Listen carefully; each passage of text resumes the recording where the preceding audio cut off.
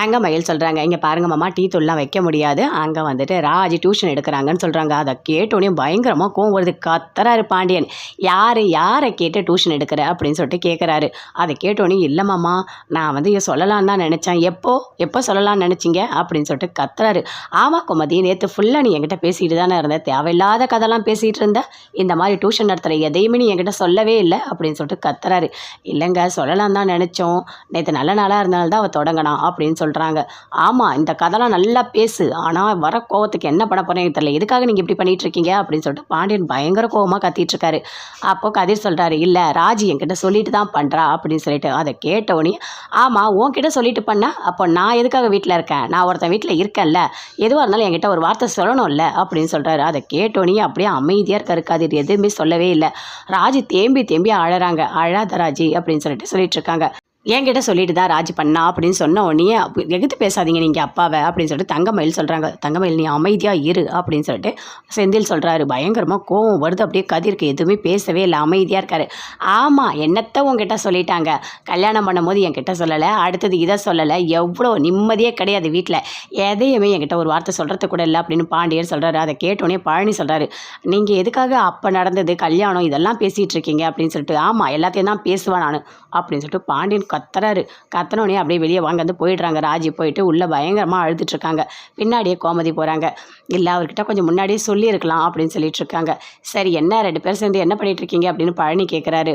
எனக்கு ரொம்ப கஷ்டமாக இருக்குது, நான் டியூஷன் எடுக்கணும்னு நினச்சேன், ஆனால் மாமா அது அவமானம் அசிங்கம்னு நினைக்கிறாரு அப்படின்னு சொல்லிட்டு பயங்கரமாக ஃபீல் பண்ணி ராஜி அழறாங்க. சரி விடுமா, பார்த்துக்கலாம் அப்படின்னு கோமதி சொல்லிட்டு இருக்காங்க. ராஜி உள்ள ரூம்குள்ளே வராங்க. வந்தவொடனே ரொம்ப ஒரு மாதிரி ஃபீல் பண்ணிகிட்ருக்காங்க. அப்போ கதிர் வராரு. இப்போ என்ன டியூஷன் எடுக்கலனா என்ன, நான் தான் இருக்கல, நான் எல்லா செலவையும் நான் பார்த்துக்கிறேன் அப்படின்னு சொல்கிறாரு. இல்லை, நீ மட்டும் பார்த்துக்க எனக்கு கஷ்டமாக இருக்குது, நீ மட்டும் வேலைக்கு போகிற, ஆனால் எனக்கும் ஏதாவது டியூஷன் வந்து வருமானம் வந்தால் ஏதாவது செலவு பண்ணலான்னு நான் நினச்சேன் அப்படின்னு சொல்கிறாங்க. சரி விடு, அதுக்காகலாம் நீ ஃபீல் பண்ணிகிட்ருக்காத சரியா அப்படின்னு சொல்கிறாரு. அப்படியே வெளியே வராரு கதிர். வந்தால் தங்கமயில் அப்படியே உக்காஞ்சிட்ருக்காங்க. திரியில் உட்காந்துட்டு கீரைலாம் எடுத்துகிட்ருக்காங்க. அப்போது அப்படியே பார்க்குறாங்க, பார்த்து சிரிச்சிட்டே இருக்காங்க கதிரை. கதிர்கிட்ட வராரு. வந்தவொடனே, இப்போது உங்களுக்கு என்ன பிரச்சனை, எதுக்காக நீங்கள் தேவையில்லாமல் அப்பா கிட்ட சொல்லிவிட்டீங்க, ராஜி டியூஷன் எடுக்கிற, அவள் பிரச்சனையை அவள் பார்த்துப்பா, நீங்கள் எதுக்காக சொன்னீங்க, உங்களுக்கு எதுக்கு எந்த சம்மந்தமும் இல்லை அப்படின்னு கதிர் சொல்கிறாரு. என்ன இப்படி பேசுகிறீங்க, நானும் இந்த வீட்டில் ஒருத்தி தானே, என்ன நீங்களும் ஒருத்தி, உங்கள் பிரச்சனையை மட்டும் பார்த்துக்குங்க, தேவையில்லாமல் நீங்கள் சொல்லி விட்டதுனால எவ்வளோ பெரிய பிரச்சனை ஆகிருக்கு பார்த்தீங்களா, என்ன தம்பி இப்படி சொல்லிட்டீங்க அப்படின்னு சொல்லிட்டு தங்கமயில் சொல்கிறாங்க. இல்லை, அதுக்காக சொல்லலை, இப்போ பைக் கூட எடுத்துகிட்டு போகிறீங்க, உங்கள் சொந்த காசில் வாங்கலைன்னு சொல்லிட்டு மாமா சொல்கிறாரு, அதுக்காக தான் நான் சொன்னேன் அப்படின்னு சொல்கிறாங்க. இங்கே பாருங்கள், நான் சொந்த காசில் நான் வாங்கிப்பேன் பைக்கை, இப்போ இது என்னோடய ஃப்ரெண்டு தான், இல்லை அந்த வண்டியை பார்த்தா கூட ஓட்ட வண்டி மாதிரி இருக்குது அப்படின்னு தங்கமயில் சொல்கிறாங்க.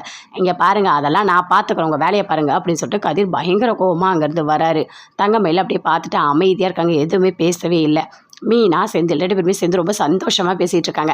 என்னங்க நம்ம ஈவினிங் வந்து கிளம்புறோச்சு அப்படி சொல்கிறாங்க. ஓ அப்படியா, சரி இன்னும் கொஞ்சம் டைம் இருக்குது, நான் போய்ட்டு என்னோடய வேலை சீக்கிரம் முடிச்சுட்டு வந்துடுறேன், நாம் இன்றைக்கி கண்டிப்பாக இன்னும் கொஞ்சம் நல்லா பீச்சுக்கெலாம் போகலாம் அப்படின்னு சொல்கிறாரு. அப்படியா, சரிங்க அப்படின்னு சொல்லிட்டு மீனா 2 பேருமே சேர்ந்து பிளான் போட்டுட்ருக்காங்க. அதுக்குள்ளே ஃபோன் வந்துகிட்டே இருக்குது. பாண்டியன் ஃபோன் பண்ணிகிட்டே இருக்காரு, ஆனால் எடுக்கவே இல்லை. செந்தில் ஃபோன் எடுக்கவே இல்லை, அப்படியே பார்த்துட்டே இருக்காரு.